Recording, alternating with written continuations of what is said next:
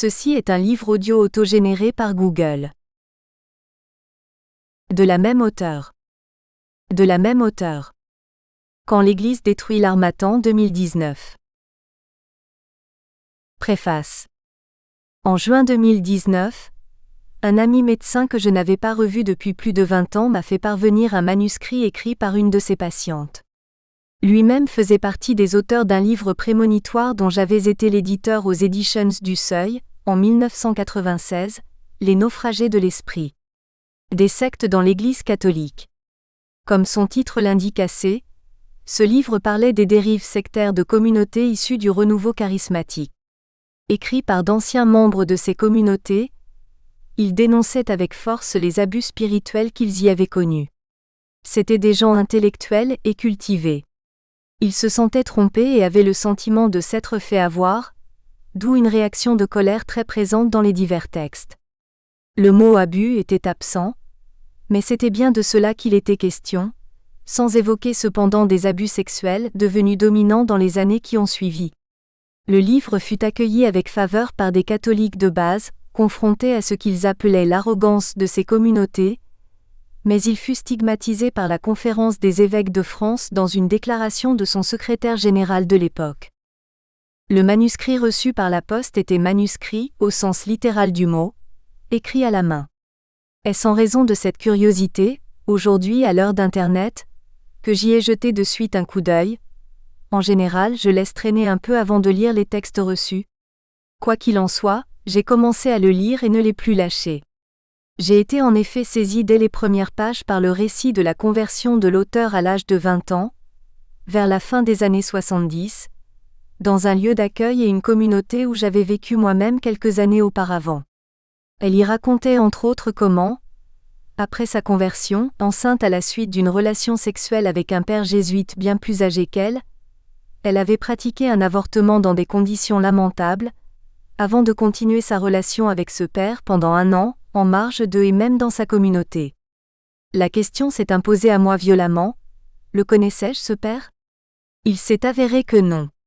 Mais je n'ai pu me dissimuler aussi une blessure d'amour-propre. Dans mon ordre aussi, que j'ai pourtant quitté depuis longtemps, des individus étaient donc capables de pareilles turpitudes.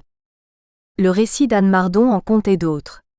Après sa conversion fulgurante, et alors que les jésuites pratiquaient sur ce point le wait and see, elle avait été baptisée après un temps de préparation record contraire aux étapes exigées par l'Église, dans la communauté de l'Arche de Jean Vanier, par un homme devenu tristement célèbre, le P. Thomas Philippe soi-même, grand prédateur sexuel. La suite du récit qui constituait l'essentiel du livre était tout aussi saisissante. Anne Mardon y raconte en effet dans quelles circonstances elle a rejoint à Paris où elle était étudiante, les fraternités monastiques de Jérusalem, ainsi que la relation tumultueuse et destructrice qui s'en est suivie avec leur fondateur, le P. Pierre-Marie Delfieux, très admiré aujourd'hui. En réalité, son entrée, à l'invitation, trop pressante de ce dernier, dans la communauté des Petites Laures de Saint-Gervais qu'il vient de créer, reposait sur une équivoque désastreuse. Séduite par la liturgie de Saint-Gervais, Anne Mardon n'a jamais eu de vocation religieuse, mais le P. Delfieux, qui cherche alors activement des recrues, l'a inventée à sa place, sans l'éprouver aucunement. Ajouté à l'emprise qu'exerce le fondateur sur sa communauté et au lien particulier qu'il noue avec Anne, ce mensonge initial transformera le passage à Saint-Gervais en chemin de croix. Elle finit par en sortir après 8 ans, dans un état de faiblesse physique et psychique extrême, et mettra ensuite des années à se reconstruire et à retrouver une vie normale. Ce récit deviendra le livre publié en novembre 2019 par l'Harmattan, sous le titre Quand l'Église détruit. Depuis la lecture de son manuscrit, en juin 2019, Anne Mardon et moi-même n'avons pas cessé d'échanger sur ce qu'elle a vécu et sur le récit qu'elle en a fait et continue de faire. Des questions et des contestations de ma part lui ont plus d'une fois semblé incongrues et l'ont parfois hérissée ou navrée, mais elle m'a dit aussi qu'elles l'ont fait progresser dans la compréhension de ses épreuves dans l'Église depuis sa conversion. Pour ma part, grâce à ces réactions très franches, j'en ai plus appris et compris sur les victimes d'abus et le sens de leur combat qu'à travers toutes mes lectures antérieures et mon savoir historique et sociologique sur la nature et les causes des dérives sectaires. À l'heure actuelle, la liste des témoignages de victimes d'abus sexuels et spirituels ne cesse de s'allonger, qu'elles soient restées ou qu'elles aient décidé de prendre distance voire de quitter l'Église catholique. Nombre d'entre elles sont des femmes qui avaient rejoint la vie religieuse, souvent mais pas toujours, dans ce qu'il est convenu d'appeler les communautés nouvelles, celles du renouveau charismatique ou d'autres, nées après le Concile Vatican II ou peu avant. Alors que l'Église était partout en proie au remous de l'après-concile, cumulé, en France, avec ceux de l'après-mai 68, critique des autorités ecclésiales, politisation des engagements, remise en cause de la théologie et de la discipline traditionnelle, et mouvance apparaissaient comme des havres de ferveur retrouvés et de retour à la saine tradition, en même temps que d'inventions liturgiques et de formes nouvelles de vie communautaire, répondant aux défis de temps troublés. Sans doute pour cette raison même, les récits des victimes qui en sortent sont si souvent dramatiques. Elles ne racontent pas sereinement une désillusion ou une perte progressive de leur conviction de foi, dans une vie religieuse normale, où elles n'auraient pas trouvé leur compte. Non, elles font le récit de leur vie anormalement détruite par des prêtres et des religieux, et notamment des fondateurs et même des fondatrices de ces communautés nouvelles. Ce sont des cris de colère, non seulement parce que la promesse des débuts s'est avérée être une grande supercherie, un chemin de souffrance et de destruction du corps et de l'âme par des prédateurs sexuels et des manipulateurs tristes spirituels, mais aussi parce que l'Église a du mal, c'est une litote, à entendre leurs paroles et à admettre qu'elle doit participer activement à la réparation ou à l'indemnisation, peu importe le nom donné à cette opération de justice pour le préjudice commis en son sein et en son nom. Tout en racontant la même histoire, tous ces récits sont absolument singuliers, uniques, et il importe de les lire et de les entendre comme tels. Toute concurrence des victimes est exclue à cet égard. Mais il faut le dire, avec Quand l'Église détruit, Anne Mardon a surpris non seulement par ses révélations totalement inattendues, sur la conduite du fondateur des Fraternités de Jérusalem, Pierre-Marie Delfieux, mais aussi par la remarquable description de son parcours. Silence dans l'Église par action et par omission ne revient pas sur ce passé pour se justifier encore et encore face aux sceptiques, voire à celles et ceux qui assurent que ce qu'elle raconte est inventé, impossible, risible, quand on a connu Pierre-Marie Delfieux. Cette dénégation est, malheureusement pour ces témoins de la défense, trop courante pour être crédible. En tout cas, elle résiste difficilement, comme c'est le cas presque toujours, aux faits racontés par les victimes et recoupés par des témoignages indépendants similaires. L'originalité de ce second livre, une fois encore très vif et enlevé dans son expression, est exprimée dans le titre. Il traduit une expérience largement partagée par les victimes d'abus, mais rarement exprimée avec autant de clarté et de justesse. Non seulement elles ont souvent le sentiment, jusqu'à présent, de n'être pas entendues par les responsables de l'Église après avoir témoigné, ou d'être mal entendues, ou quand elles sont entendues, de n'être pas écoutées ou de voir peu de conséquences, mais ce que décrit Anne Mardon avec une redoutable acuité, c'est aussi le silence des responsables pendant qu'elles étaient aux prises avec les abus et elles en prise. Leur non-assistance à personne en danger, pour ainsi dire, quand ils s'abstenaient d'intervenir alors qu'ils avaient connaissance sinon des épreuves personnelles vécues par les victimes, du moins de faits anormaux et de dysfonctionnements évidents par rapport au droit de l'Église, à sa doctrine et sa discipline, par rapport à la sagesse et au discernement du bien commun. Que faisaient-ils aussi au fond de leur propre vocation d'aider les âmes? De ce point de vue, Anne Mardon dénonce autant les excès dans l'abstention hautaine, aristocratique des jésuites de la communauté de Chantilly où elle a fait l'expérience de la conversion, ou les lâchetés du religieux jésuite et de l'évêque du lieu qui l'amènent à l'interruption volontaire de grossesse, que les outrances de Pierre-Marie Delfieux, obsédé par sa fondation au point de devenir aveugle sur les conditions d'entrée dans la vie religieuse et les moyens licites pour garder ses vocations, illustrant par là une fois de plus interprétation la plus contestable du célèbre compel intrar, oblige-les à entrer, de Luc 14,23 qui a fait tant de mal dans l'histoire de l'Église. Ne parlons pas du P. Thomas Philippe, qui la baptise après 3 semaines en se moquant comme d'une guigne de ce qu'implique le baptême pour la ou le baptisé adulte, l'enfermant ainsi en réalité sous couverture de généreuse liberté dans un piège. Les divers silences, mis en lumière par Anne Mardon, seront certainement durs à entendre tant par les responsables évêques, supérieurs de congrégation ou autres, que par les simples catholiques, mais en mettant le doigt sur ces failles, elle rend service à tous. Pour prévenir l'objection bien connue quant à sa servitude volontaire, il importe de souligner qu'elle n'omet pas l'interrogation sur elle-même, en parlant de sa famille et de ses liens avec sa mère. En fait, tout son livre, et le fait même qu'elle tente encore et encore de comprendre son parcours si négatif dans l'Église, peut être lu comme une tentative pour en sortir ou s'en sortir, encore, longtemps après sa sortie effective de Saint-Gervais. Sans doute n'est-elle pas si éloignée de ce qu'écrit Xavier Léger, ancien légionnaire du Christ et inlassable militant de la cause des victimes d'abus. Quitter physiquement une secte, ne plus y retourner, n'implique pas que l'on recouvre sa liberté, on peut y rester encore très longtemps prisonnier.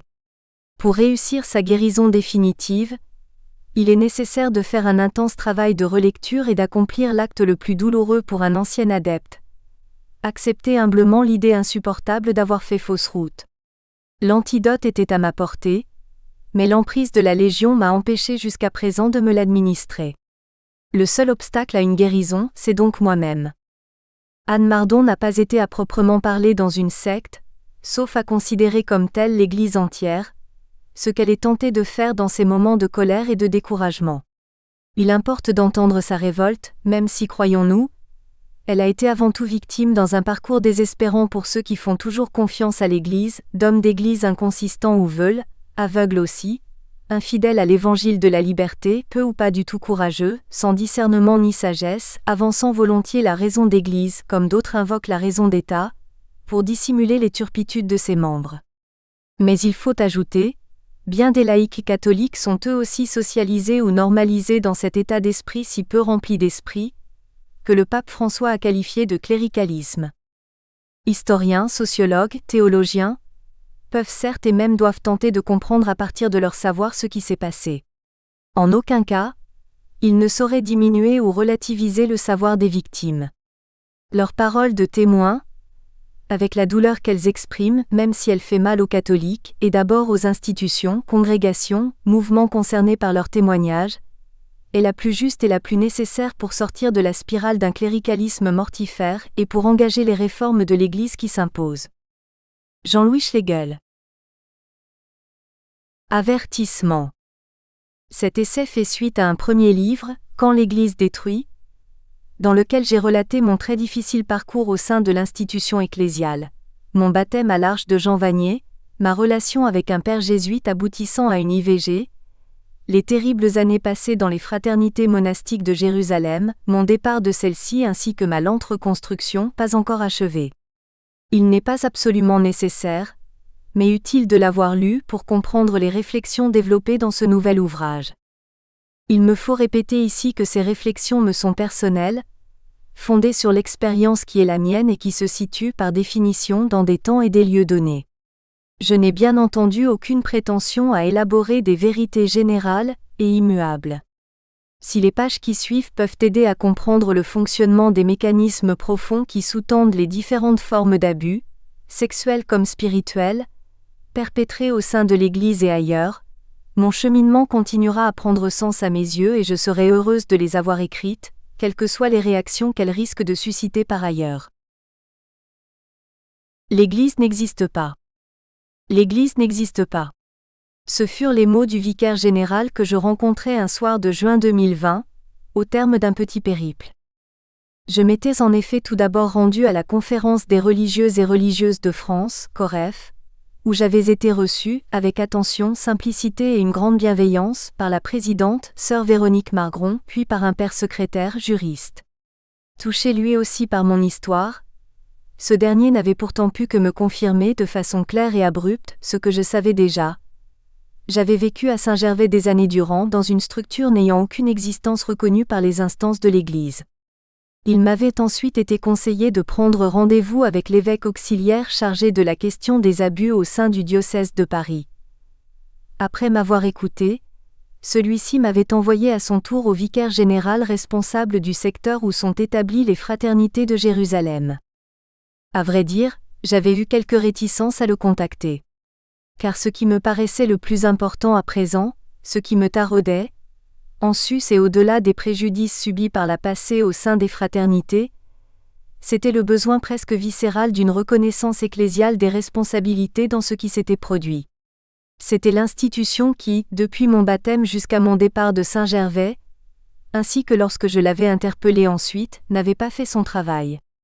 À aucun moment, elle n'avait su se montrer à la hauteur, état de fait qui constitue l'objet d'une partie de ce nouveau livre. La nécessité d'une réparation, ou plutôt d'un dédommagement, car comment réparer ce qui a été irrémédiablement détruit? Pas obligatoirement énorme mais concret, s'imposait à moi. C'est donc ce que j'exposais au vicaire général, puisqu'il se trouvait être l'un des représentants de la hiérarchie.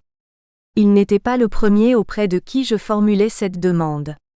La plupart du temps, mes interlocuteurs me dévisageaient avec étonnement comme si l'idée était particulièrement saugrenue.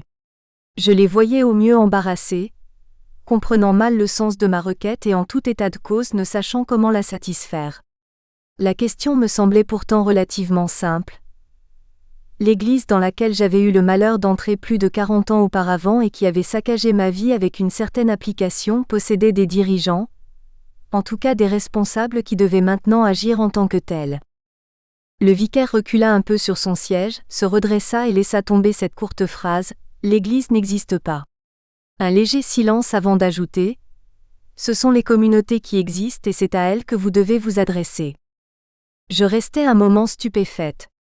Certes, l'Église en tant que réunion de croyants pouvait être considérée comme une sorte d'entité abstraite. Ne parlons même pas de l'Église céleste, seulement en devenir. Mais enfin, l'Église comme ensemble des clercs, elle, me paraissait bien réelle. C'était sur elle que je butais depuis toujours, elle qui n'avait pris aucun soin de moi, et c'est un euphémisme.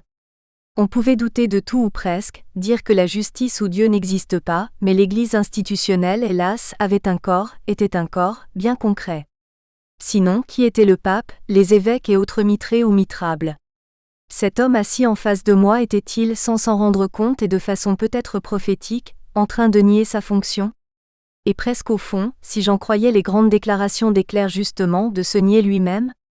Ce devait être le mot « réparation » qui avait déclenché ce déni.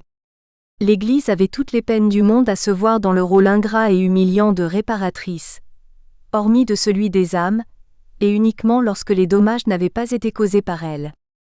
Dois-je vraiment ajouter que le vicaire général, pas plus que l'évêque auxiliaire, ne s'était donné la peine de lire mon livre, ou au moins de le survoler, même après la prise de rendez-vous? Ce fait ne provoquait aucune blessure d'ego chez moi, mais il m'obligeait à la torture de devoir raconter une fois de plus, et jusqu'à la nausée, ce que j'avais eu à subir dans l'Église, dont j'apprenais qu'elle n'existait pas. Au moins l'évêque avait-il eu la délicatesse de commenter, de montrer une certaine compréhension, et parfois de me deviner à demi-mot. Mais le vicaire m'avait laissé parler, peut-être par incapacité à exprimer ses émotions, par manque d'expérience ou tout simplement d'épaisseur humaine, me regardant sans ciller jusqu'à ce que les larmes me montent aux yeux et que tout mon corps commence à me faire mal jusqu'aux os, jusqu'à la moelle. J'avais mis plusieurs jours à me remettre de ces 40 minutes de supplice. À l'origine, il avait dû en prévoir 30 pour boucler cette affaire et regarder sa montre sur la fin en marmonnant des excuses. Sa seule réponse avait donc été de me renvoyer aux fraternités de Jérusalem, qui pour l'heure faisaient le mort. Dans le cas où je n'obtiendrais aucun résultat, il me conseillait de prendre un avocat, de trouver des témoins puis, si les faits étaient avérés, nous verrions bien tant au niveau des communautés que du diocèse par lequel finalement l'Église avait donc une sorte d'existence. Pour lui, la vie était simple, c'est moi qui compliquais tout. C'était un assez gros travail, il le concédait volontiers mais c'était simple. La seule démarche qu'il me dit pouvoir éventuellement effectuer était un rôle d'intermédiaire entre les fraternités, qu'il connaissait très mal, puisque les noms paraissaient le prendre au dépourvu, et sur lesquels il avait juste un regard, récent et comme ça, me dit-il avec un geste de la main montrant le peu d'intérêt qu'il leur portait. Nous espérons que vous avez apprécié cet aperçu. Pour continuer à écouter ce livre audio sur Google Play Livres, utilisez le lien dans la description de la vidéo.